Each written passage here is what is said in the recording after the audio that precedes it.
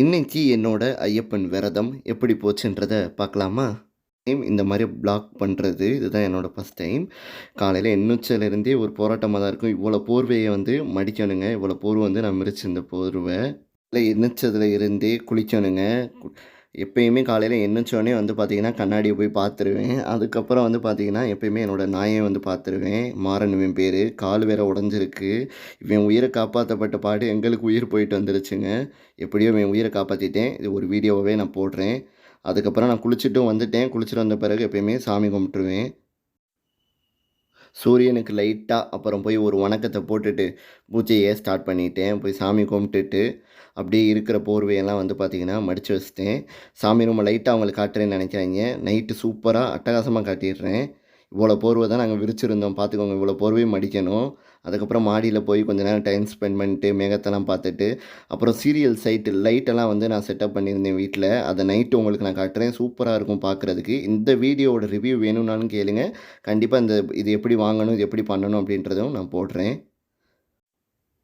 சாயந்தரம் தாங்க ஏகப்பட்ட வேலை வந்து பார்த்திங்கன்னா இருக்கும். அதாவது ஐயப்பனோட சிலைய எடுத்து கழுவணும். அதே மாரியா ஐயப்பனோட பொருட்களையும் கழுவணும். இது இந்த கார்த்திகை தீபம் ஏத்துவாங்கல்ல, அன்னைக்கு தான் இந்த ஒரு வீடியோவே எடுக்கிறேன். அதுக்கப்புறம் ஐயப்பனோட ஃபோட்டோலாம் கழுவணும்.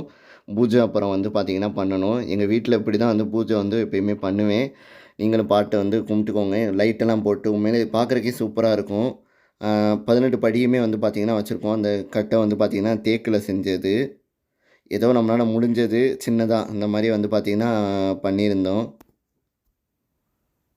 பூஜை முடிஞ்ச பிறகு வந்து பார்த்தீங்கன்னா, எங்க எங்க ஊர்ல இருக்கக்கூடிய ஐயப்பன் கோயில்ல பஜனை வேற வந்து பார்த்தீங்கன்னா இருக்குங்க. அதுக்கு வேற வந்து நான் கிளம்பிக்கிட்டு இருந்தேன். ஏன்னா, அன்னைக்கு பஜனை வந்து பார்த்தீங்கன்னா போகணும்.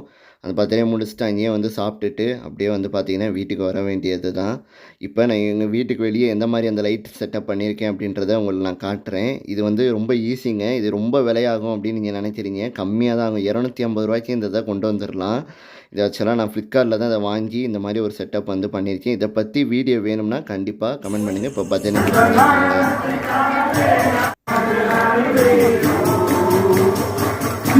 அதை சிறப்புடன் செய்து வைத்த பஜனைக்கு வெற்றிகரமாக போயிட்டு வந்தாச்சு. ஃபுல் வீடியோ வேணும்னா கண்டிப்பாக கமெண்ட் பண்ணுங்கள். வீடியோ போடுறதுக்கு ட்ரை பண்ணுறேன். வீடியோ எப்படி இருந்துச்சுன்றதை கண்டிப்பாக கமெண்ட் பண்ணுங்கள்.